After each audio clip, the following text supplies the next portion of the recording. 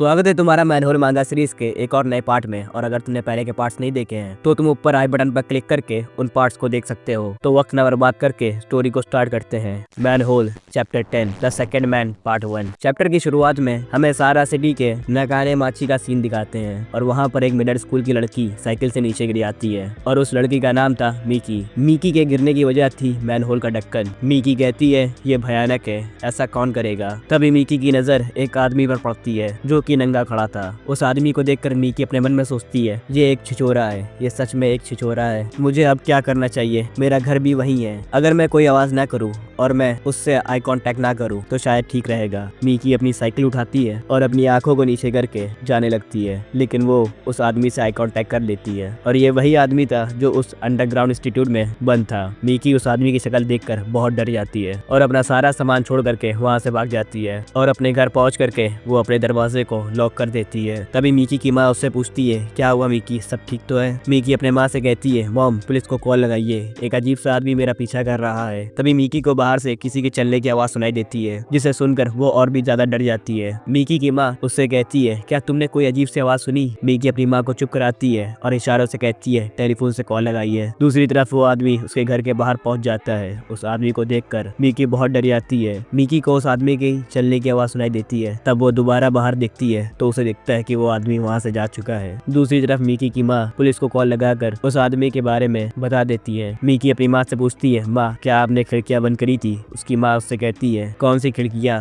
Mickey चिल्लाकर कहती है जैसे लिविंग रूम की, किचन की और बाकी सारी खिड़कियाँ, सभी को बंद कर दीजिए। मिकी की माँ कहती है ठीक है मैंने सुन लिया, अब तुम शांत हो जाओ। ये कहकर वो लिविंग रूम की तरफ चली जाती है और वहाँ पर उन्हें कुछ ऐसा दिखता है जिसे देखकर वो हैरान हो जाती है। उन्हें दिखता है कि वो आदमी उनके लिविंग रूम के दरवाजे के बाहर खड़ा है और वो उस दरवाजे को खोल देता है और घर के अंदर आ जाता है। और यहीं पर ये चैप्टर खत्म हो जाता है। Chapter 11 the second man part 2। Chapter की शुरुआत में हमें दिखाते हैं कि मिकी किसी भारी चीज से उस वायरस से इन्फेक्टेड बंदे के सर पर वार करती है और वो नीचे गिर जाता है। मिकी एक फ्लावर पॉट उठाकर उसे मारने ही वाली होती है, तभी वो बंदा उससे माफी मांगने लगता है। वो उससे बार बार माफी मांग रहा था। फिर सीन बदलता है और हमें डिटेक्टिव ताके दिखाए जाते हैं। वो योशितो के पिता से कहते हैं मिस्टर होरिगावा इस इम्पोर्टेंट गवाही के लिए आपका बहुत बहुत शुक्रिया। और क्या आपको उस आदमी की कहानी पर विश्वास है। मिस्टर होरिगावा कहते हैं उसकी कहानी पूरी तरीके से झूठ नहीं थी, लेकिन इसे एक्सेप्ट करना थोड़ा मुश्किल है डिटेक्टिव, क्या किसी तरह आरोपों पर मुझसे अभी भी पूछताछ करी जाएगी। डिटेक्टिव ताकि उससे कहते हैं हाँ, पर इस टॉपिक पर तो बिल्कुल नहीं। मिस्टर होरिगावा जाते वक्त डिटेक्टिव से कहते हैं प्लीज मेरे लिए कुछ करो, मैं सचमुच इन सब चीजों से बहुत थक चुका हूँ। फिर सीन बदलता है और हमें पुलिस कॉन्फ्रेंस रूम का सीन दिखाते हैं जहाँ पर ऑफिसर केन और इनोए को योशितो के पिता की गवाही सुना रहे थे। इनोए उस गवाही को सुनकर कहती है उन्होंने कहा कि उस व्यक्ति का बिजनेस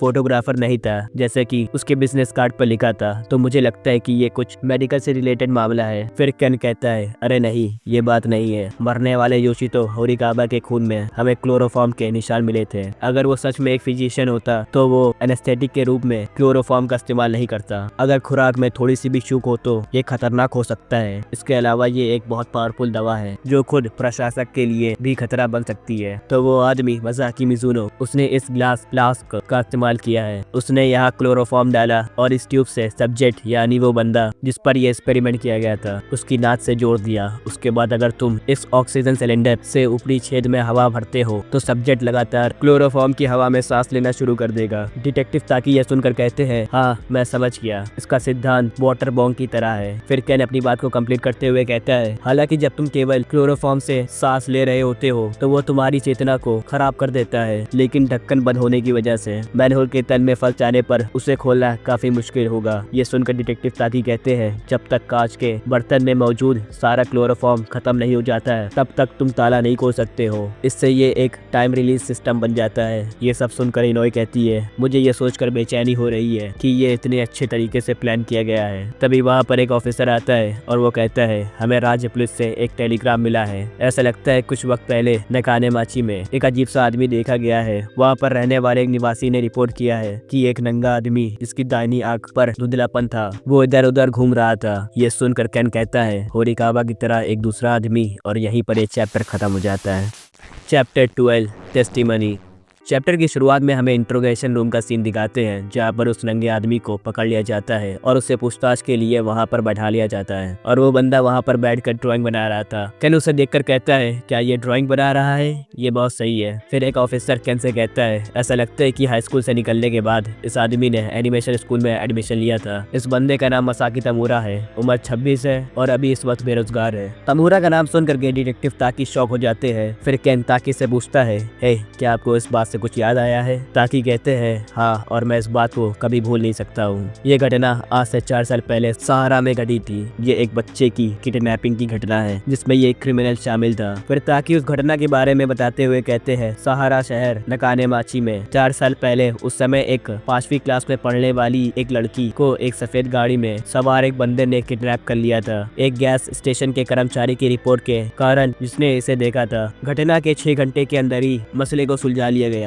लेकिन विक्टिम को एक भी खरोच नहीं आई थी और सौभाग्य से विक्टिम का खुद फ्यूचर था। इस घटना को मास मीडिया के द्वारा फैलाया गया। हालांकि उस घटना के सदमे से वो लड़की पूरी तरीके से गूंगी हो गई थी। आखिर में उस लड़की ने सारा सिटी को छोड़ दिया और अपने दादा के साथ होकाइडो के एक घर में रहने लगी। और अभी भी ये घटना खत्म नहीं हुई है। एक दिन किडनैपिंग के कुछ समय बाद इस क्षेत्र के पोस्ट ऑफिस से एक पैकेज भेजा गया उस घर के पते पर जहाँ पर वो लड़की रहती थी। उस लिफाफे में 3 वीडियो टेप थे। बदकिस्मती से लड़की के दादा को वो पैकेज मिल गया और उन्होंने उन टेपों को चला लिया। जाहिर है किडनैपिंग की सारी जानकारी उनके सामने आ गई और ये टेप इस तमूरा ने ही भेजे थे। ये उसके लिए रोमांचक था। अपने भयभीत कांपते हुए परिवार के चेहरों पर भावों की कल्पना करते हुए उस लड़की के दादा ने अपनी प्यारी बेटी का उन टेपों में रेप होते हुए देखा। तमूरा मास्टरबेशन में खुद को खो देना इतना उसके लिए रोमांचक हो गया था कि वो खुद को रोक नहीं पाया। केन ये सुनकर बहुत गुस्से में आ जाता है। ये आदमी इंसानियत के लिए बीमारी है। फिर केन तमूरा से पूछताछ करने के लिए इंटेरोगेशन रूम में चला जाता है और वो उससे सीधा सवाल करता है, क्या तुम्हारी दाहिनी आंख इस आदमी ने खराब करी है? मसाकी मिजुनो, ये आदमी अपने आप को फोटोग्राफर कहता है। तमूरा कहता है, मुझे नहीं पता।